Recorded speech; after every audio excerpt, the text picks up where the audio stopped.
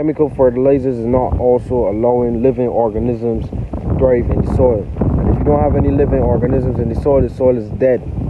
The soil is dead. All those little bugs and creatures, they're supposed to be there. Food security basically looks at the availability of food and one's access to it. It should be satisfactory amount of nutritious, safe, and culturally appropriate food.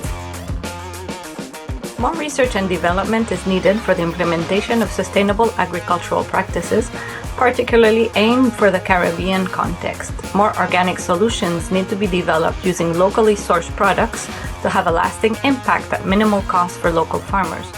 This is an essential feature to any sustainable climate adaptation plan within Latin America and the Caribbean. The idea is that with the products that we create, which are from organic materials that were once living, whether plant or animal, it all really came from the soil, from the earth, and we're going to deliver that to you in a premium modern day solution that you can apply to your crops. Each person is given a seed to plant on this earth, and given the right environment, the right nourishment, can grow to its fullest potential. So all of this is about sustainability. What's sustainable, what's viable, and what we can leave is a succession to generations to come.